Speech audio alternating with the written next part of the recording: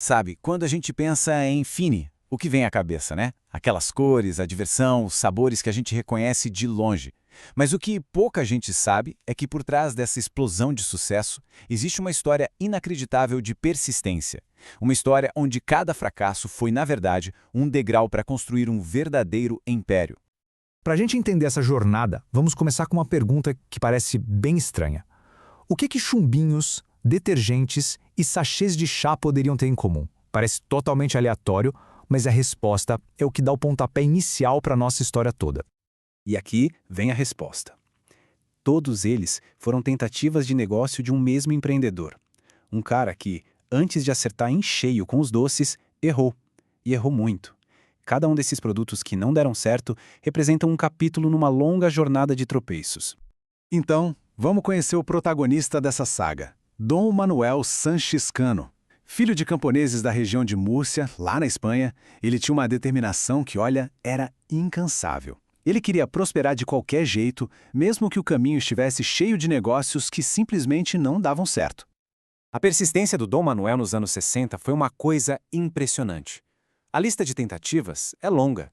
Ele começou vendendo hortaliças, depois foi para detergentes, fabricou chumbinhos, temperos e, pasmem, até se arriscou com bebidas.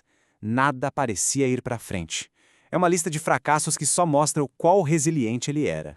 Foi aí que uma simples observação mudou absolutamente tudo. Dom Manuel reparou que 2 fábricas de guloseimas ali na região dele estavam indo muito, mas muito bem. Aquilo acendeu uma luzinha e o fez mudar de rota completamente, uma virada estratégica em direção ao mundo dos doces. E essa virada não foi sorte não, foi uma manobra muito estratégica dividida em 4 passos. Primeiro, ele viu a oportunidade. Depois, em vez de sair competindo direto, ele foi mais esperto. Passou a fornecer a matéria-prima, a tal da goma base. E aí veio o pulo do gato. Ele monetizou o conhecimento, vendeu a fórmula dessa goma. E isso deu a ele o capital que precisava para finalmente comprar a própria máquina e virar, ele mesmo, um produtor.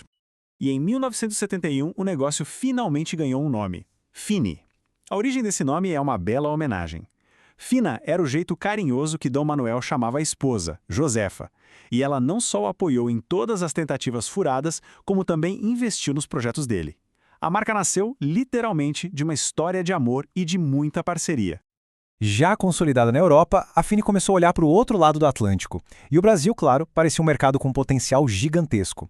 Depois de começar importando em 98, a empresa tomou uma decisão muito ousada: abrir sua primeira e única fábrica fora da Espanha, em Jundiaí, lá no ano de 2001.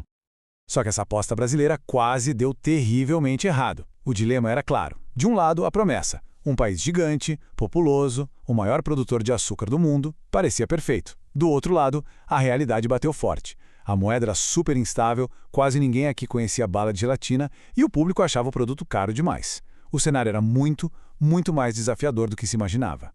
A situação ficou tão, mas tão crítica, que a gente chega neste momento aqui. Em 2007, a operação brasileira da Fini foi colocada à venda.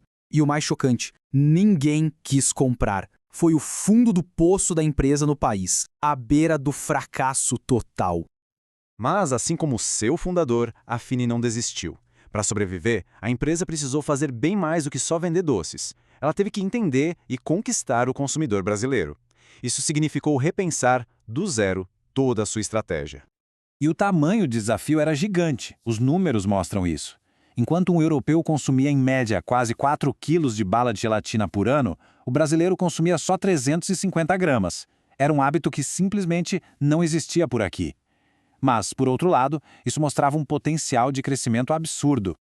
Foi aí que a Fini colocou em prática uma virada genial, em 3 atos. Primeiro, inovou no produto. Lançou os tubes que viraram uma febre, caíram na hora no gosto do povo. Segundo, revolucionou a distribuição com os quiosques de franquia, associando a marca a momentos de lazer. E, por fim, ampliou o seu público, deixou de ser só uma marca para criança e foi conversar com todo mundo.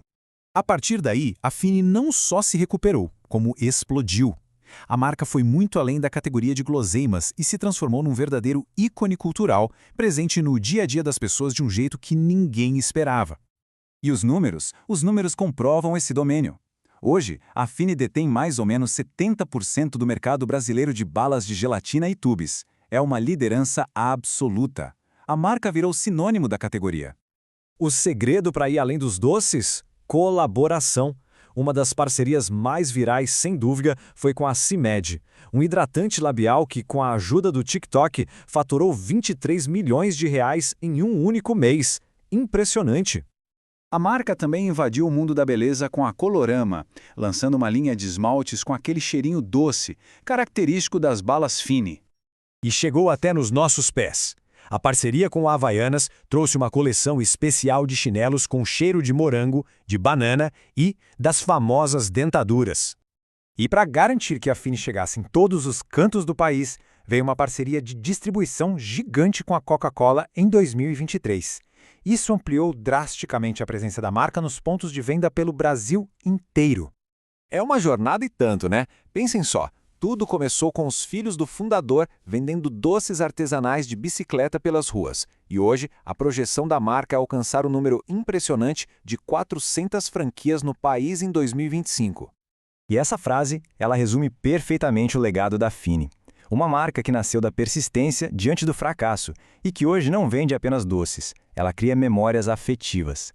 É a prova de que, às vezes, o caminho mais doce para o sucesso é aquele construído sobre os tropeços do passado.